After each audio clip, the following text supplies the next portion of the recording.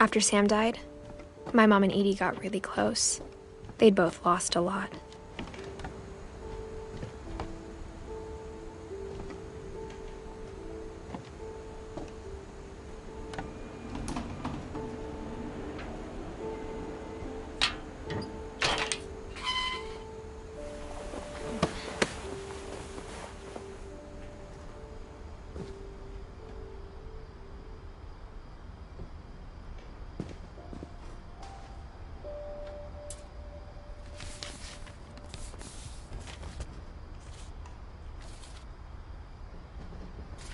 Dear Kay, do you remember the way Gregory used to laugh when he thought he was alone? Like something funny was happening, but only he could see it.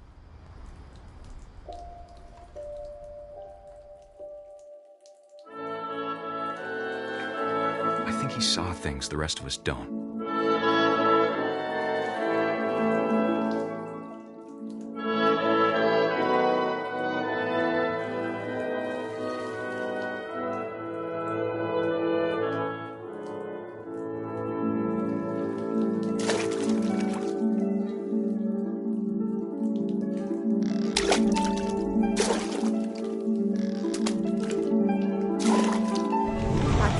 Gregory, it's time to... Hold on, sweetie. Hello? Sam, I told you I don't want to talk right now. I wonder what he saw.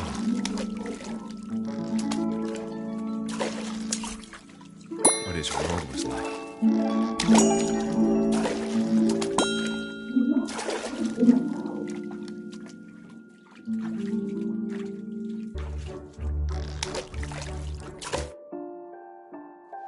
He reminded me so much of Calvin. Lost in his imagination. Whatever it was, he saw.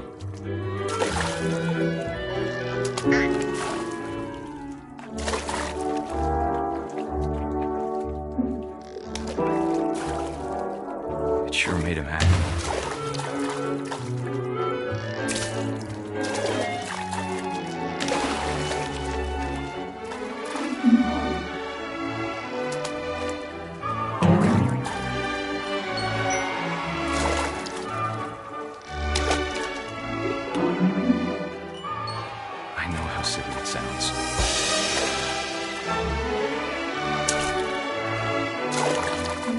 I worried about a baby being too happy.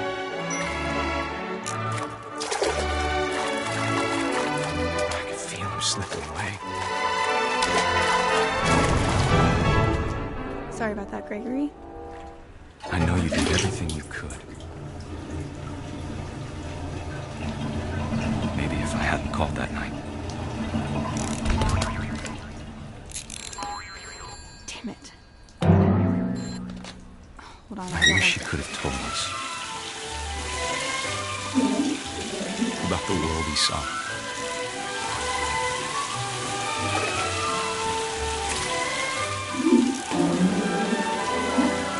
There's so much I don't understand about Gregory, about everything.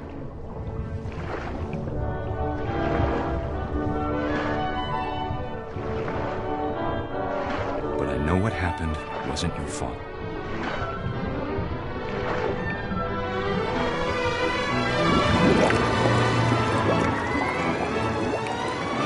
I'm sure he's happy. And he'd want you to be happy too. Good luck, Kay. Love, Sam.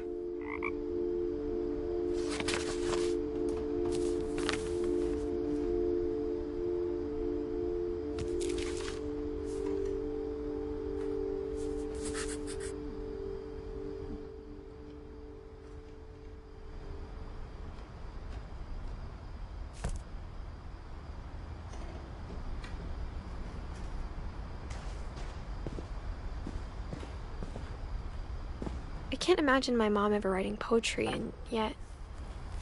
A poem for Gus. who always said the wedding was a bad idea.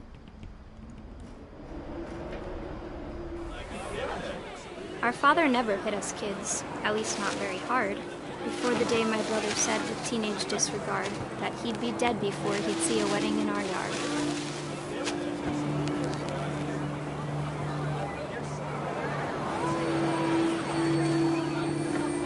My father made him come, of course, but Gus stood far apart, just flew his kite and bottled up the storm inside his heart.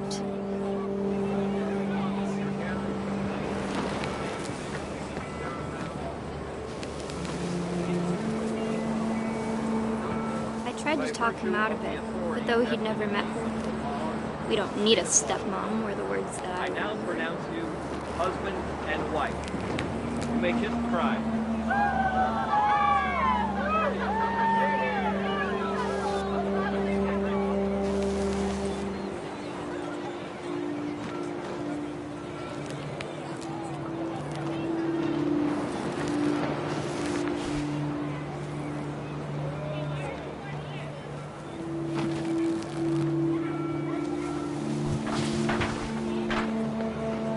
Time for photos came, Dad ordered him to come here.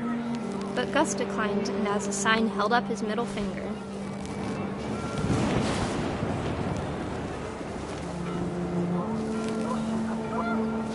The wind picked up, and panicked geese appeared and quickly went. But all the humans did that day was go inside the tent.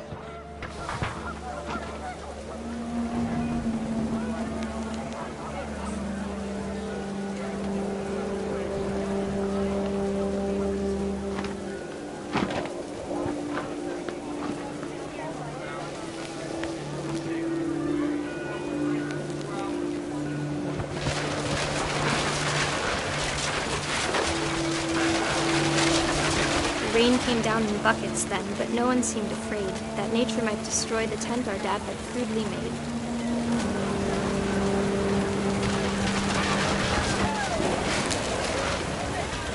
The thunder sounded much too close and full of angry power, but all my father said to this was, "Make the music louder."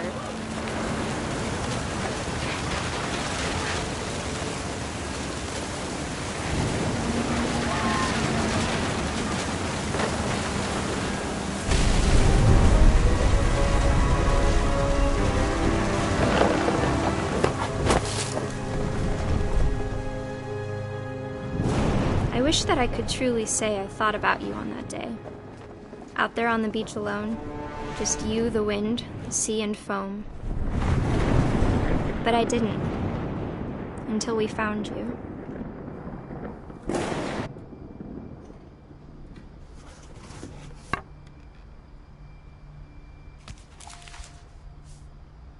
She never talked about him, but Mom told me once if I was a boy, they were going to name me Gus.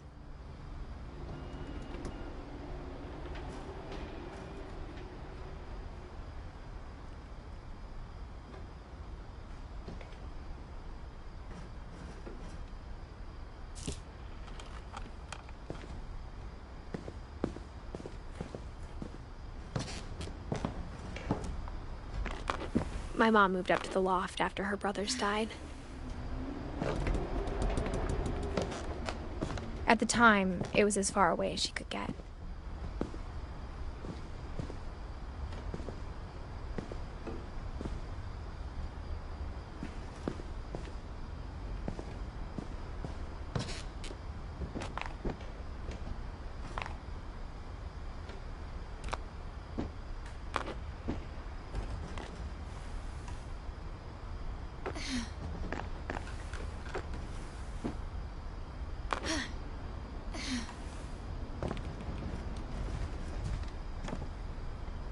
She spent a summer building houses in Calcutta, where she met my dad, Sanjay.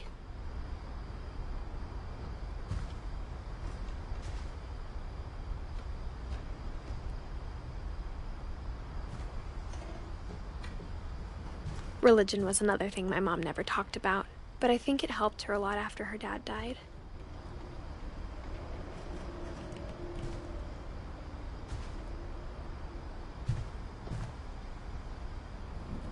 My mom moved to India a week after graduation and got a job teaching English.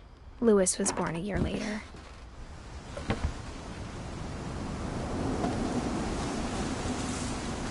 When my dad died, I don't think Mom knew where else to go.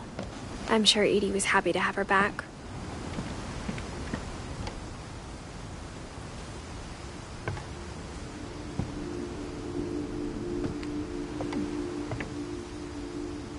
The house had to get a little bigger, but Edie was used to that.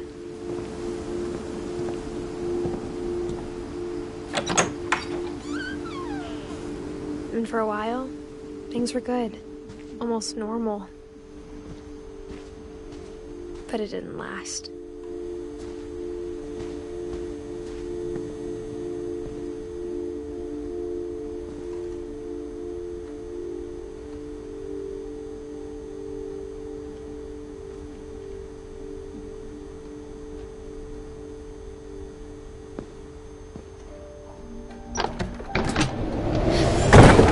The beginning of the end was Milton's 10th birthday, when Edie gave him a castle.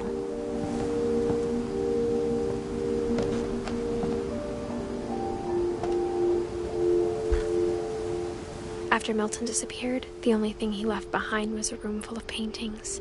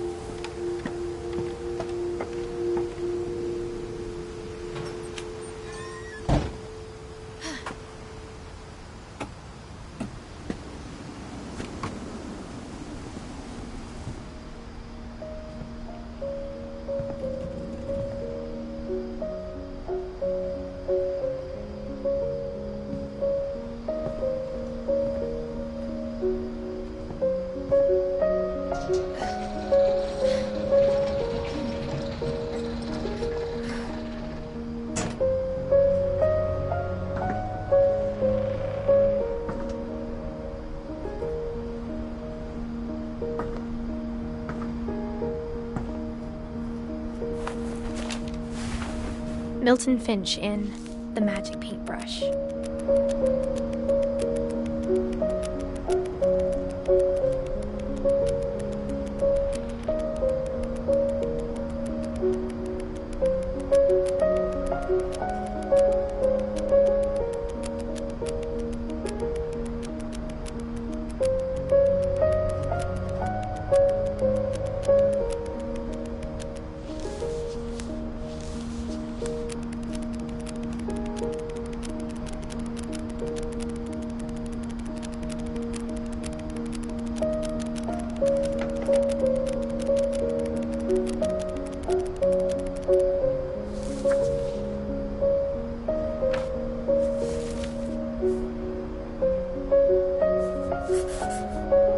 I was 4 when Milton disappeared.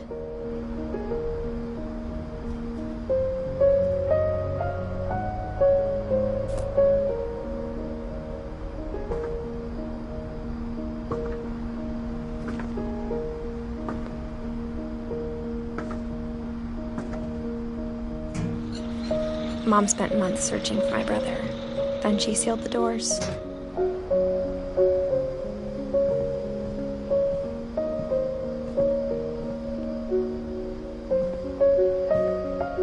I think Edie was happy to finally have another painter in the family. Whatever Milton had found in the house, Mom didn't want it getting out.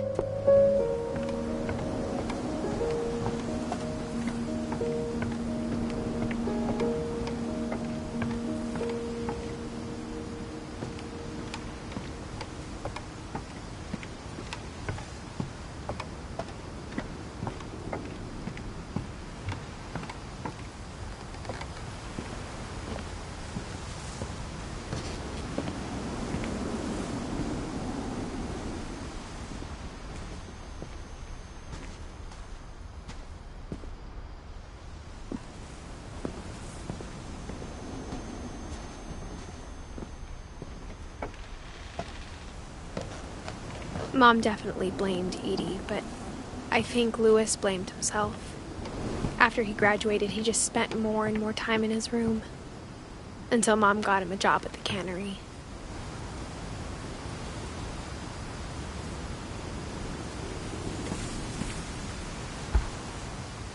Everyone always told me to stay out of Lewis's room. Except Lewis.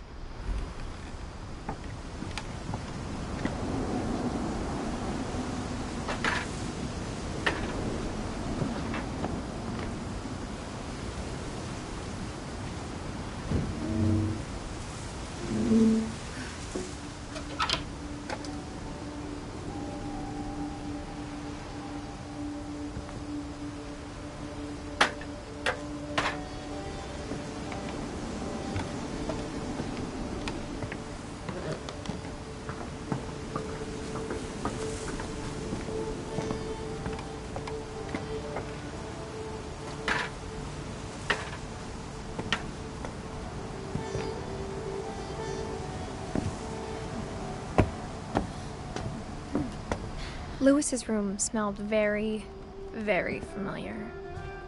That part of him lived on.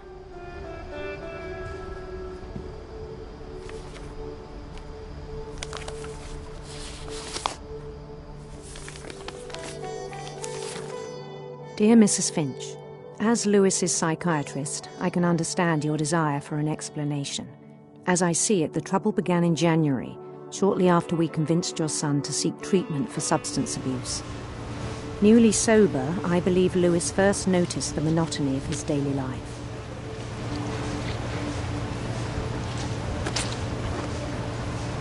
He kept working at the cannery, but he withdrew part of himself.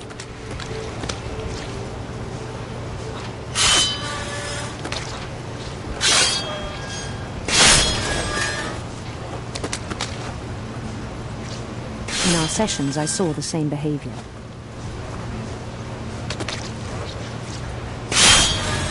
His mind began to wander. I asked him to describe it.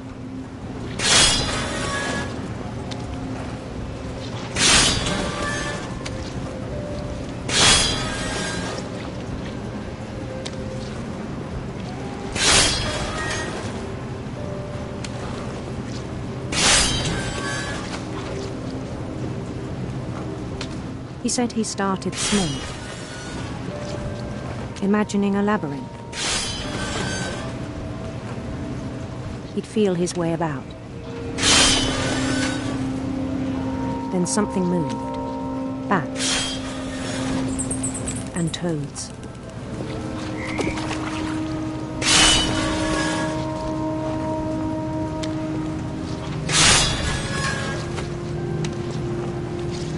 And things that have not names.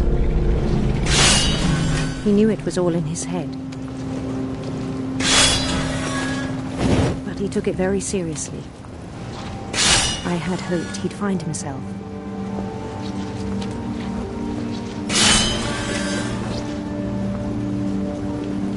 But he found something more. I worried about him then. Daydreaming at the cannery. I spoke with his boss. But he said Lewis had become a model employee. Methodical, tireless, focused. Like a whole new Lewis. So I let him go on.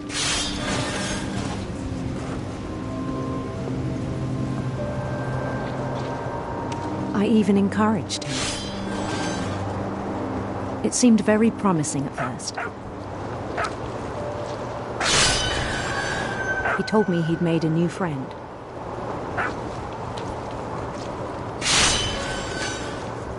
On the edge of a city he named Lewis Topia. He built the city up slowly, brick by brick. Then he made musicians.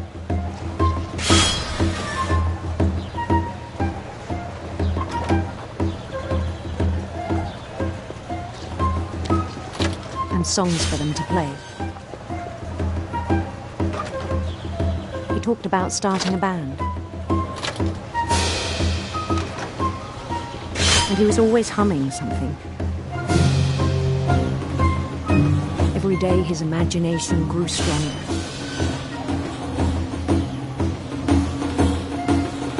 He no longer spoke at the cannery. But his chopping was as reliable as ever. Then one day it struck him that all the cheering crowds, even the stones under his feet, were all in his imagination, so he could do whatever he wished.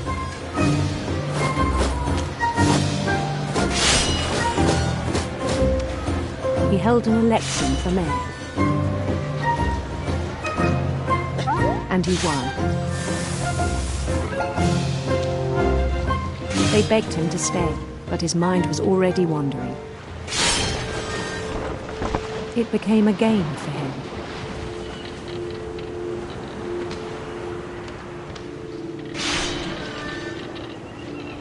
He'd conquer a city, then immediately push on. New Louisville. St. Louis. He started drifting away from our reality.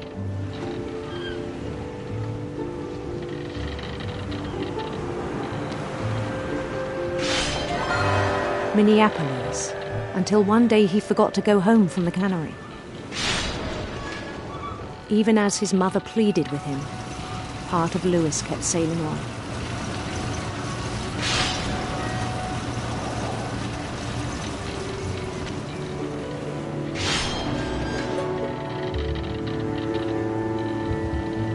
In Louisburg, he heard rumors of a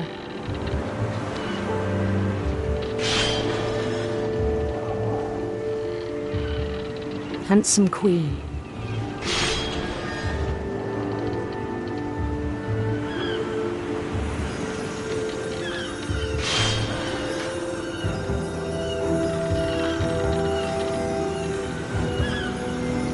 The queen was on her own quest for radiant rainbows.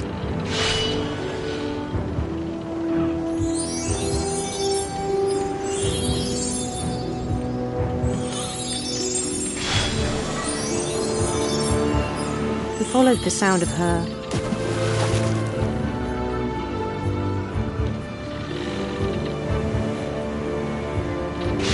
silver harp.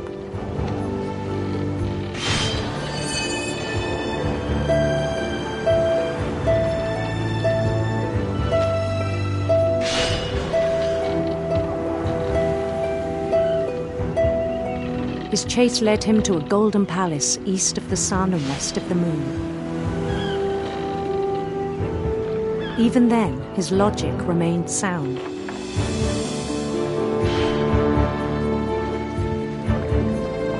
He knew the world was all in his imagination.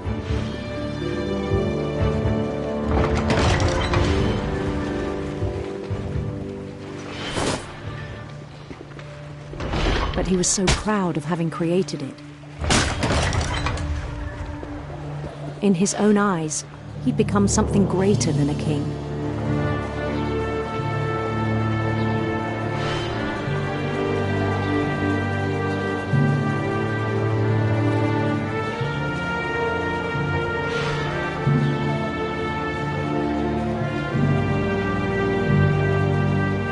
For someone who'd never known success in the real world, I think it was overwhelming.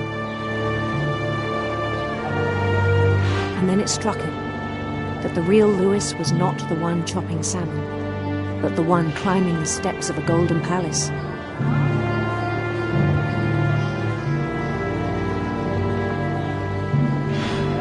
My imagination is as real as my body, he told me. It was hard to argue with him.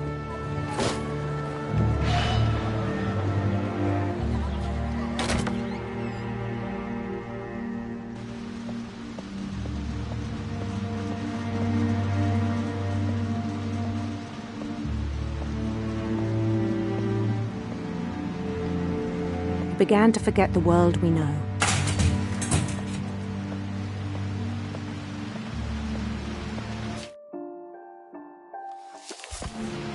I think it pained him to remember Lewis, the cannery worker.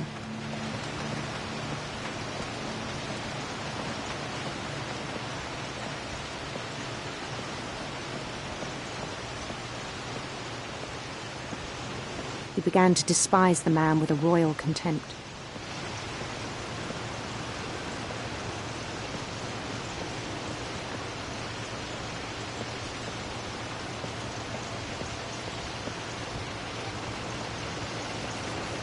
I still thought I could save him.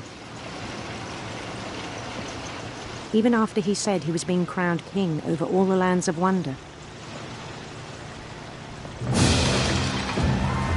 The palace would be packed with his companions.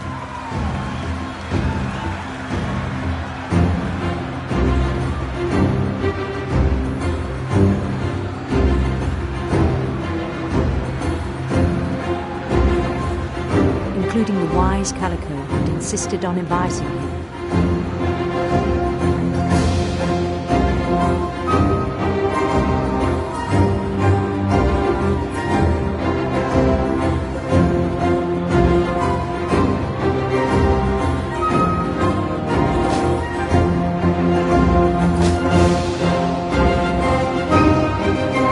His queen waited, holding his crown.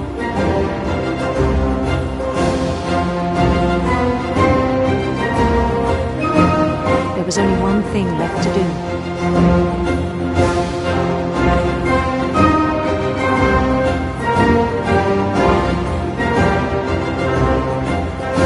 Bend down his head.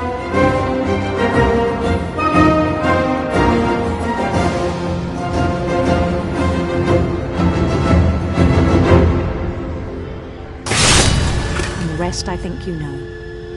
Mrs. Finch, your son was a kind man who will be missed by all of us who knew him.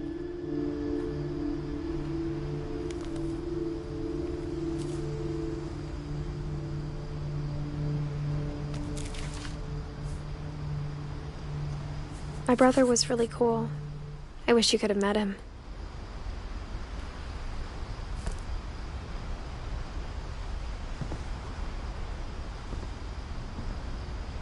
Lewis and I spent a lot of time playing games together, but he was surprisingly bad at them. He died a lot.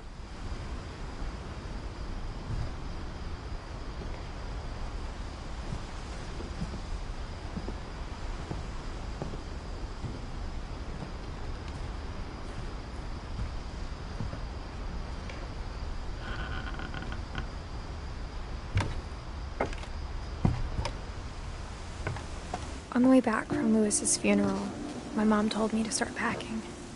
She waited until the day before we left to tell Edie. I'm not sure if she wanted to make it easier or harder.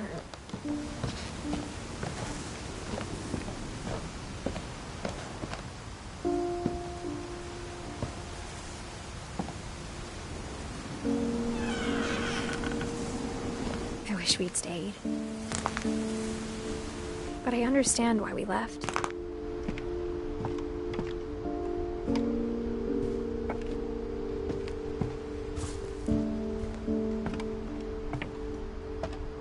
What happened that night had been coming for a long time. Maybe it should have come sooner.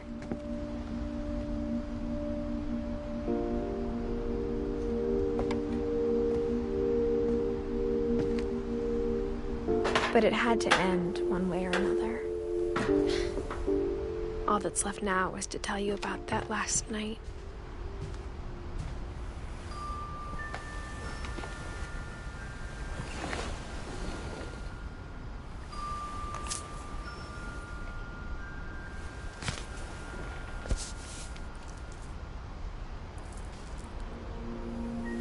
That whole last day, Edie just watched us pack and didn't say a word. Until supper, when she raised her glass and said, "To our final night together, and all our final nights apart." Grandma, You know what I said about alcohol. Some of your medications are very Edith, specific. I left a present for you in the hallway. Why don't you go open it? The grown-ups have to argue now. I'm sorry, you're right. We're all leaving tomorrow. Let's just enjoy our last... I'm not leaving. Edith, you're excused.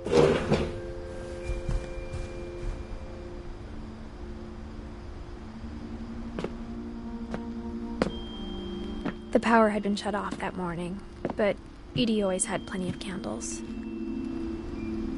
When my mom sealed the library, I don't think she knew about the other entrance. Or that Edie had a key to it.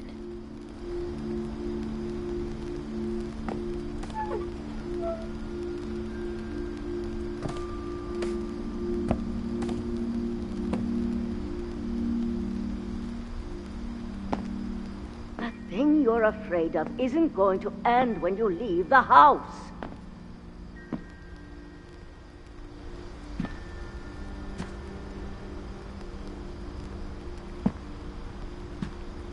Edith has a right to know these stories.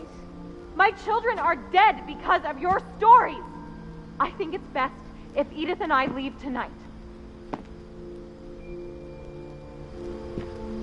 We'll have the nursing home send a van for you in the morning, okay?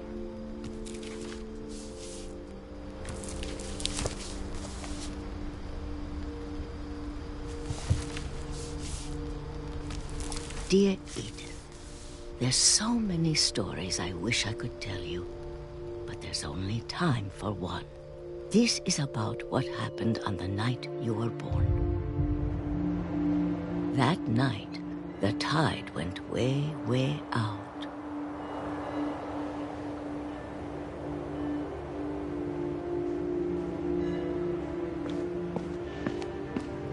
It was the first and last time I ever saw the old house aground. There'd been an earthquake out in the middle of the ocean. They called it the lowest tide in 1,000 years. God, it smelled awful. You know, I've seen that house every day of my life.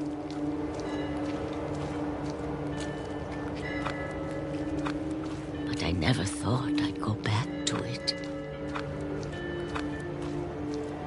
When the fog rolled in, I lost my way.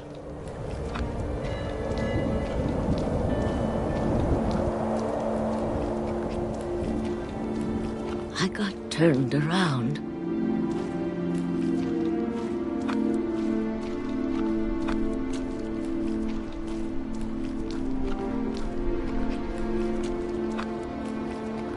For a while, I wandered.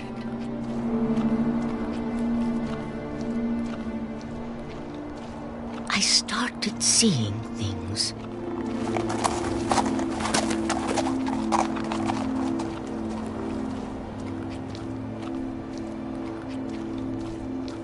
Things I'd forgotten had ever existed.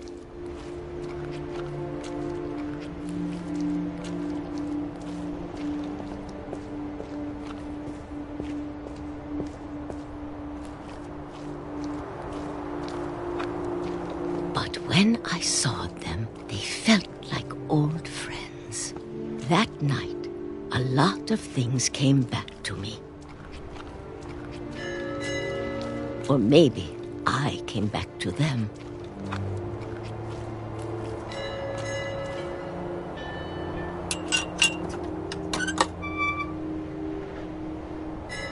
Things I can't explain, but that I need you to try and... Edith, what are you doing in here?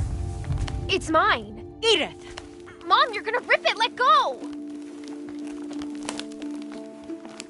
I kicked and screamed, but Mom dragged me to the car.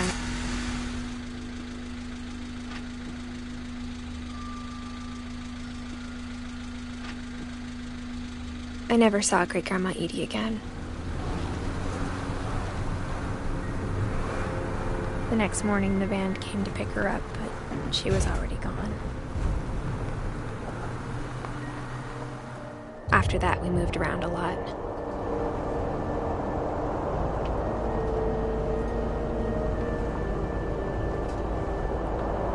We both tried to make the best of it.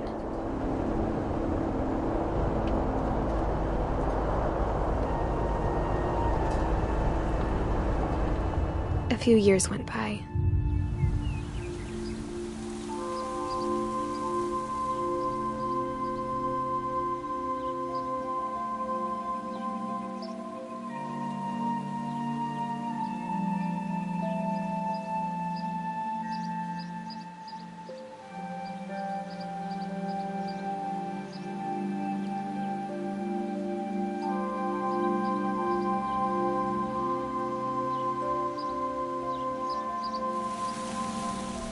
My mom didn't like to talk about it,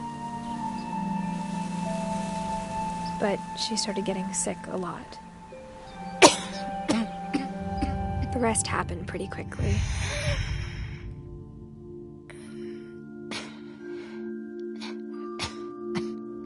She got better for a while, and then she didn't. And then I was alone.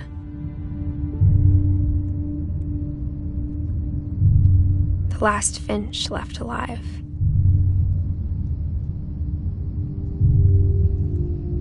Until I found out about you. I'm still not sure what to tell you about all this. If we lived forever, maybe we'd have time to understand things. But as it is, I think the best we can do is try to open our eyes. And appreciate how strange and brief all of this is.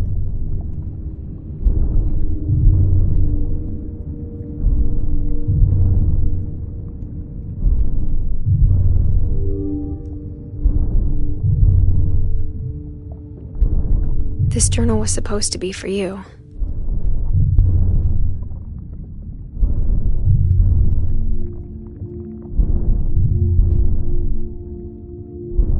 But now I hope you'll never see it.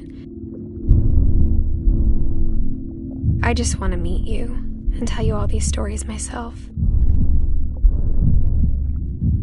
But I guess if you're reading this now, things didn't work out that way.